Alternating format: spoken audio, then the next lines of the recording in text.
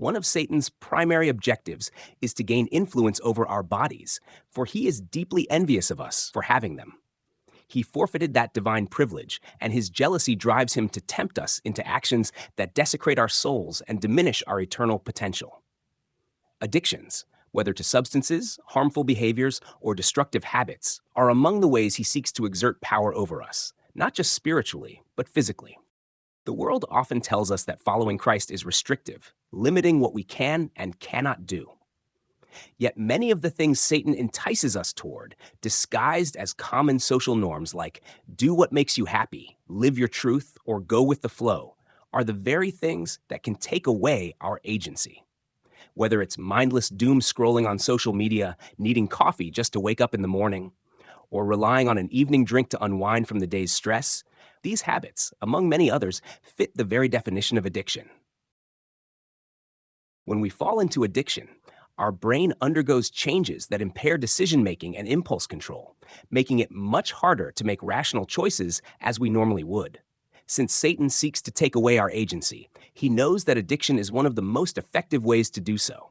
By convincing us to experiment with addictive behaviors or substances, he can quickly trap us, quite literally stripping away our ability to choose, one of the greatest gifts God has given us. In this way, Satan not only aims to bring us down and open the door to sin, but also to exert control over something he will never have, a physical body. Joseph Smith taught, "The great principle of happiness consists in having a body. The devil has no body, and herein is his punishment.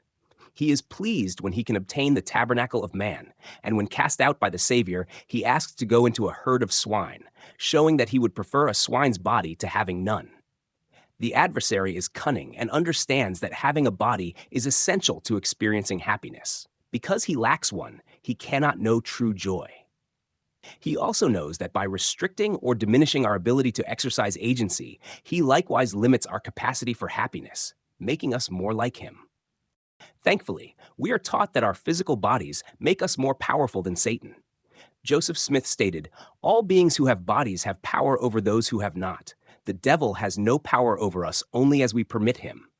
Our bodies grant us the divine ability to act, choose, and exercise control over our own will." The phrase, "Satan made me do it," is of course a misnomer.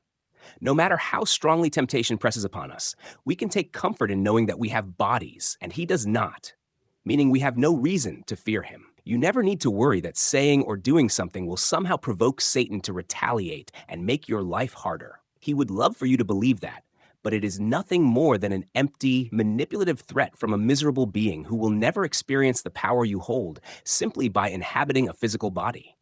When we govern ourselves with integrity, we safeguard our agency, the sacred gift God has given us. One of our greatest responsibilities in this life is to remain vigilant, ensuring that the adversary gains no dominion over us.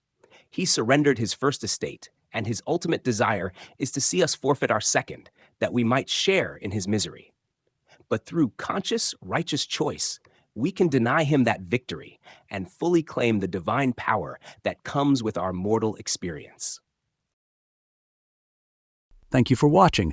I hope you've been inspired and uplifted. If so, consider sharing this video with others to help spread the light. What's a spiritual insight you've had lately? If you're comfortable, share it in the comments below. And don't forget to subscribe so you won't miss the next video.